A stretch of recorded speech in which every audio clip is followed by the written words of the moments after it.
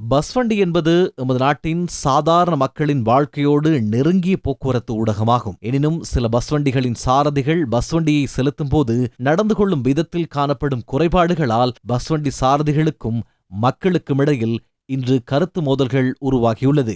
எமது நாட்டில் சிலர் பஸ் என்றால் மின் விளக்கு, தோரணங்கள் பொருத்தி பஸ் வண்டியை மாடிஃபைட் செய்து விட்டால் எமது நாட்டின் போக்குவரத்து துறையை அபிவிருத்தி அடைந்து விட்டது என எண்ணுகிறார்கள். அப்படி நடக்காது. உலகில் அபிவிருத்தி அடைந்த நாடுகளாக அடையாளப்படுத்தப்படும் ஐரோப்பிய நாடுகள், ஜப்பான், சீனா, கொரியா, அமெரிக்கா ஆகிய நாடுகளில் இந்த பொது போக்குவரத்து வித்தியாசமாகவே முன்னெடுக்கப்படுகின்றது. எமது நாட்டின் பஸ் வண்டி சாரதிகள் வாகனம் செலுத்தும் போது உரிய சீருடை இல்லாவிட்டாலும் ஏனைய நாடுகளில் பஸ் சாரதிகள் தமக்கான உரிய சீருடையிலேயே வருகின்றனர். அந்நாடுகளில் பஸ் வண்டி சாரதி தொழில் என்பது தொழில் மட்டத்தில் மிக உயர்ந்த தொழிலாகவே கருதப்படுகிறது. எனினும் எமது நாட்டின் நிலைமை அதனை விடவும் மாறுபட்டது. எமது நாட்டில் பஸ் சாரதிகளின் தொழில் மோசமாக சித்தரிக்கப்படுவதற்கு காரணம் சில சாரதிகளின் செயற்பாடே என மக்கள் குற்றம் சாட்டுகின்றனர். எவ்வாறெனினும் இலங்கையில் பஸ் போக்குவரத்து மற்றும் கொரியா போன்ற வளர்முக நாடுகளில் பஸ் போக்குவரத்துக்கு இடையில் காணப்படும் வித்தியாசம் என்ன?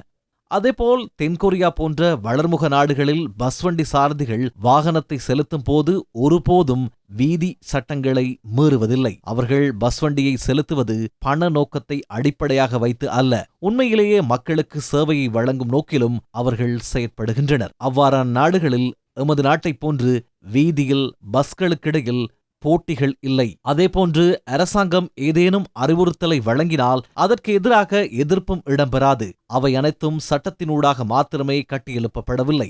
சாரதிகள், பயணிகள் மற்றும் ஒட்டுமொத்த மக்களின் மனதில் சிறந்த எண்ணங்களை கட்டியெழுப்புவதன் ஊடாகவும் அது அம்மட்டத்தை அடைந்துள்ளது.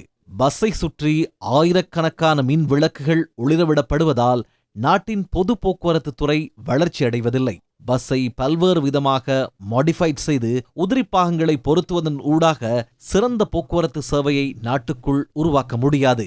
அதற்கு சிறந்த உதாரணம் அபிவிருத்தி அடைந்த நாடுகள் என கூறப்படும் நாடுகளில் பஸ் போக்குவரத்து இடம்பெறும் விதமாகும்.